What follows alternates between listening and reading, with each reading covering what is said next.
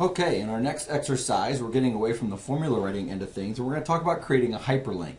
Hopefully you know what a hyperlink is, and if not, I'll just do a quick explanation. You might refer to it as something different, but a hyperlink is a clickable object. Now, most of the time, that object is text. It can be a picture, all right, but when it's clicked, it displays another file. We're used to seeing this in the web, all right, so a picture is clickable, some words are clickable, and it takes you to another link or another file.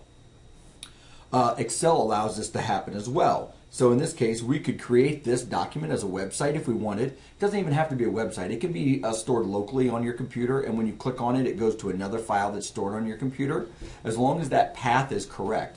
But you might want to put links in here, so maybe each of these stores would have links to them, so when you click on it, it takes you to the Ashland store, the Eugene store, and so you could see more information about that store. So you might even have an email address on here that would be clickable and then start up an email address. So I want to go ahead and show you really quickly how to set up a hyperlink.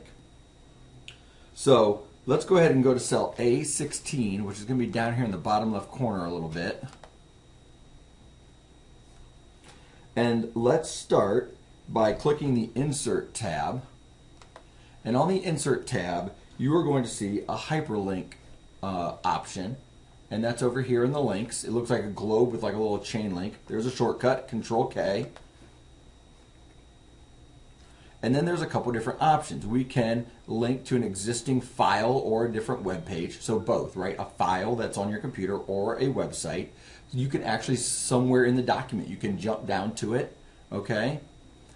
There's also creating new documents. We're going to choose the email address button, and then in the text to display and all this information, we'll go ahead and get started there.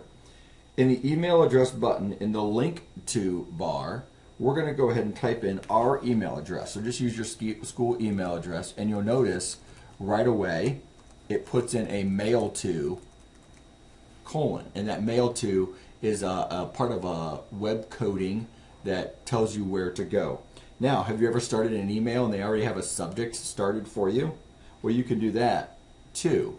All right, and in the subject line, all right, we are going to go ahead and display Oregon shops. Now, in the text to display, you'll see it's creating this whole content up here. We don't want that.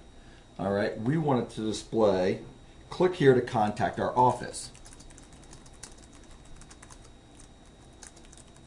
So now that's the text that's going to show up in cell A16, and it's going to become a clickable link. If you go ahead and press OK, you'll see now we have a clickable link. This is a hyperlink. Now this is the tough part. I'd love to show you this, but it's actually set up for a browser or for a hosting client that has an email attached to it. So we don't use hosting clients here at Van Buren. We use Google Mail or Gmail, and that's web-based, okay? So if you have a program installed on your computer and you click that link, it'll automatically open up the file or the program to write the email. We don't have that, so I can't really show you how that works per se on this, but trust me in that it does. This is how you create a hyperlink, all right, which allows you to access other files. So hopefully this all makes sense. We're going to move on to the last exercise of this chapter. Save this as 813.